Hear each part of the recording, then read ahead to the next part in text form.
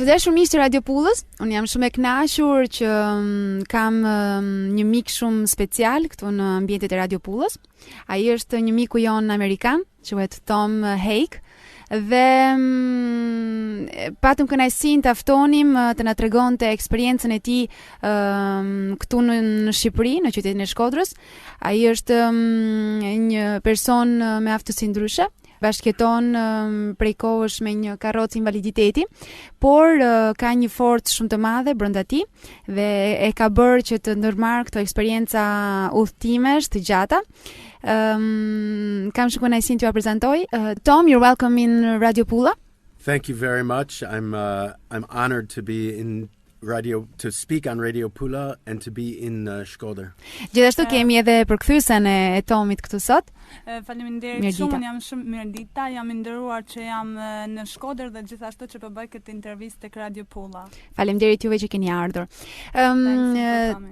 Tom, na trego pak për këtë eksperiencën, si të lindi ideja për të ndërmarrë këto udhëtime dhe për të qenë këtu në Shqipëri sot?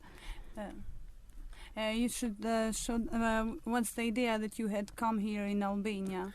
I was introduced to a doctor, an Italian doctor, Germano Pastelli. He works with our organization, the International Rehabilitation Forum, and Dr. Pastelli for 4 years has invited me to come to Albania because he says there are not enough people in wheelchairs that are out in the community. So he asked me to come to make wheelchair awareness part of the community. Do të thonë për që ne kemi bashkëpunuar me doktor Pestelin, do të thonë tek forumi që është për sa i përket rehabilitimit të njerëzve të paaftë, ai ma kërkoi mua, do të thonë ka 4 vjet që ma kërkon mua që të vi këto dhe ja që ku jam, do të thonë sot. Ju ndërmerrni shpesh udhëtime të gjata. Mund të na përmendni disa nga udhëtimet ku keni qenë dhe nëse keni hasur në një vështirësi të madhe që ju ka penguar ose pra diçka nga eksperiencat e tuaja në për këto udhëtime të gjata që keni bërë. We see that you always are taking long trips, and can you show us your experience, maybe if there were any barrier or difficulties?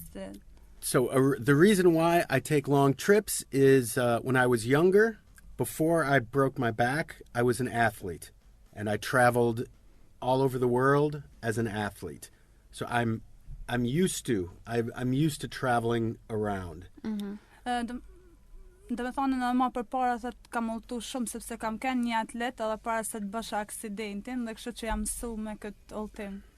And çfarë mund të na thoni, me çfarë merreni në Amerikë? Çfarë profesioni keni?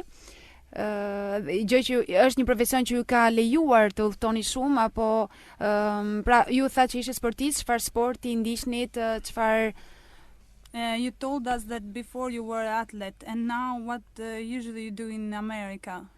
After I stopped being an athlete, I started working for Adidas, the shoe company.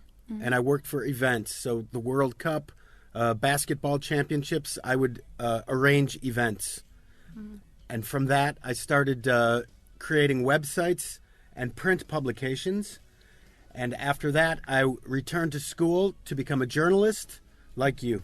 Do të thonë përpara unë isha atlet dhe tash mbrapa do të thonë punoj krijoj website nëpërmjet kompjuterit, gjithashtu kam punuar për Adidas, edhe merrem gjithashtu me kompani që kanë bëjnë me lojrat. Është hera e parë që jeni në Shqipëri? It's your first time that you are here in Albania? It's my first time in Albania.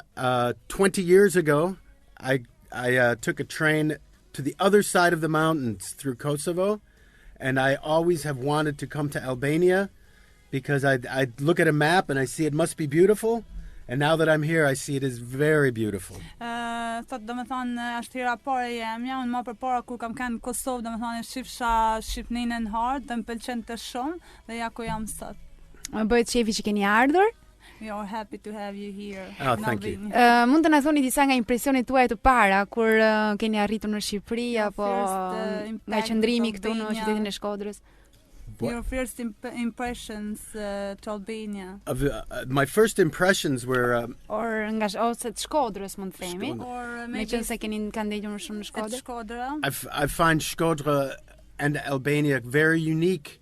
It's not like the rest of Europe. It is not like Asia. It's a very unique individual place. And I think having lived in France for a long time, everything seems to look the same. France looks like America. Hong Kong looks like America. But Albania is still Albania. It's very unique. Unë e gjej, domethënë, Shqipërinë shumë unike me vende të tjera, domethënë për sa i përket Europës, ose sepse unë kam jetuar edhe në Francë dhe me krahasu Francën, nduket disa si Londra ose si qytetet më të mëdha, domethënë, si në Amerikë, po domethënë Shqipëria është shumë unike, ose Shkodra shumë antike. Okej, le të ndrojmë pak atmosferën e intervistës. Tom, unë kam vëre që ke një forcë, është një opinion personal i imi, shoh që ke një forcë shumë të madhe brenda teje, edhe një person shumë optimist. E keni të trashëguar këtë forcë apo e keni elaboruar brenda vetes tuaj? Edhe nëse ka ngelur diçka në jetën tënde, peng që se ke bërë dhe do doje ta bëje shumë në jetën tënde. Tom, I see that it's a personal opinion from the journalist. I see that you are very strong, you have a good, strong inspiration. So is that you have won during the life, or you were always... Oh, I think I was always like this. I was always a positive person. But now, since I've broken my back, maybe for the first 4 years, I was not positive. I was depressed, suicidal. I was very depressed, and I found that it was a crazy way to live. So now I've decided myself personally, I'm going to be positive again, and it's much better. Unë kam kanë gjithmonë kështu, pavarësisht se mos aksidentit kisha lëkunjet e para, 4 vitet e para kam kanë shumë i depresuar, po tash domethënë më shumë përpjekjeve jam prapë ai që kam kanë. Mbasi keni bërë aksidenti, ka ngel ndonjë gjë që e ke ëndër, që don ta arrish dhe do t'i vësh gjithë forcat e tua për ta bërë këtë gjë? After the accident, it's maybe something or maybe any dream that you have before and now you can't realize it. Yeah, so before my job, I was an acrobat, and I used to jump from 30 meters. And I went from not having a fear of 30 meters to being afraid of 30 centimeters. So it was a big, big transition. Mm-hmm. And you have to create new dreams. And my new dreams are traveling to countries and seeing what it's like to be in a wheelchair in other countries. Domethënë normal që më kam metat peng sepse unë më përpara kam kanë akrobat, nëse atëherë domethënë jam mas që domethënë prin 30 metra, tash domethënë s'mundem mas 30 centimetra. Kështu që domethënë e parë se ishte arsyeshme që më krijuan ëndra treja dhe ja ku jam sot të shëtin gjithë botën karrige. Tom, mund të thuash çfarë projektesh keni këtu në Shqipëri? Për çfarë keni ardhur? Thjesht për kuriozitet apo keni ndonjë projekt në qytetin e Shkodrës apo në vende të tjera, në qytete të tjera të Shqipërisë? Do you have any project here in Albania?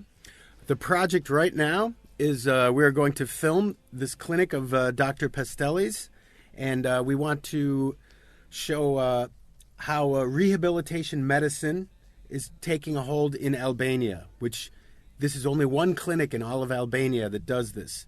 Mm-hmm. So hopefully we will film this project here, and it will spread so more people in the rural areas and places where there is not good rehabilitation medicine will start to use rehabilitation medicine. Domethënë qëllimi jon tash është që domethënë filmojmë klinikën e Pistelit që është Madonina del Grappa, domethënë që kena këndje. Edhe domethënë nëpërmjet kësaj domethënë do të tregojmë shumë domethënë forcën e rehabilitimit edhe në ato vende që nuk është domethënë aq e zhvilluar. Po. Tom, ne kemi vëre shumë njerëz që ndodhen ndoshta në situatën tënde dhe në përbot janë shumë optimist, marrin eksperienca të ndryshme, i shohin nëpër mediat botërore, eksperiencat e tyre kur janë të veçanta. Edhe në qytetin e Shkodrës ka shumë njerëz që janë në situatën tuaj, por që bëjnë një jetë pasive, jo shumë aktive, dhe ndoshta mund të ndodhen akoma në atë situatë situatën në fillimet e aksidentit tuaj. Çfarë mund një këshill për ta, çfarë mund t'i thoni atyre për t'i bërë më aktive dhe për të menduar se jeta është një dhe duhet më shumë pozitivitet dhe më shumë personalitet në jetën e tyre. Një këshill të lutem për këta njerëz. Tom, we have seen so many people who are in the same situation with you, but they are strong like you, they have motivation, they go ahead. But here in Albania are people who are living the same situation since you were, you have the accident. So they are without hope and nothing. So please give me an advice for those people. I think what will happen now with Albania is with I think a lot of new construction will happen in Albania. And I even see the streets in Shkodres, you have ramps, you have elevators, and all the new buildings will allow for people to get out. Mm-hmm. And I think people will not be stuck in their apartments. They will be able to come out into the city, and they will be able to get jobs.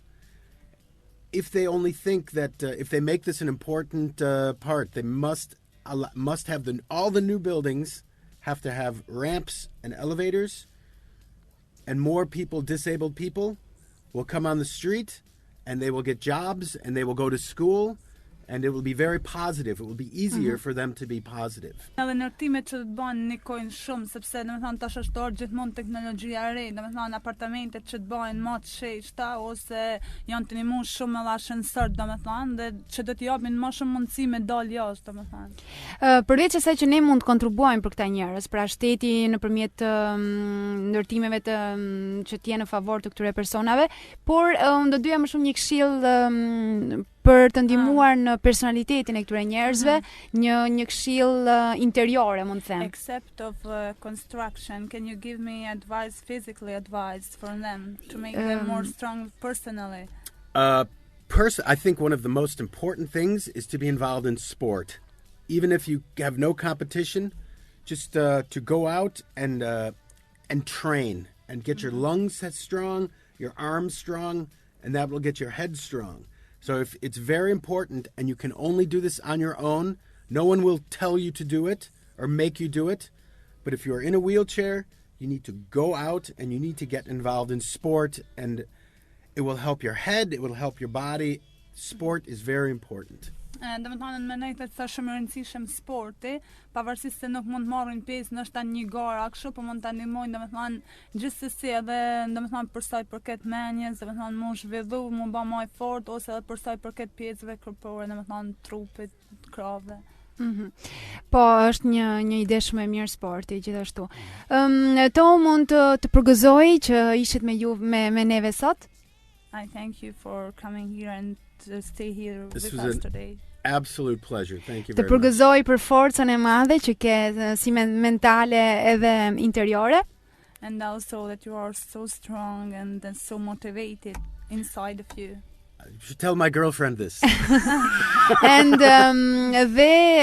të përgëzoj për gjitha eksperiencët që ke ndërmarr, suksese. And I thank you for all the experience and everything that you are going to do. Thank you, and I'm very impressed with RadioPulla, and I wish RadioPulla all the new success in the world. Faleminderit edhe një herë. Jam të shumë domethënë një magnitur nga RadioPulla dhe ju uroj suksesin më të madh në botë. Shumë faleminderit. Të dashur dëgjues, ndoqëm pra intervistën me Tom Haig, ishte një intervistë shumë interesante dhe shpresoj të ketë pëlqyer. Për gjitha komentet tuaja, opinionet që mund të keni mbi këtë intervistë, mund të na shkruani në profilin tonë në Facebook. Mirpresim të gjitha komentet tuaja, kështu që na shkruani për çdo lloj eksperiencë tuaja, ne ju mirpresim.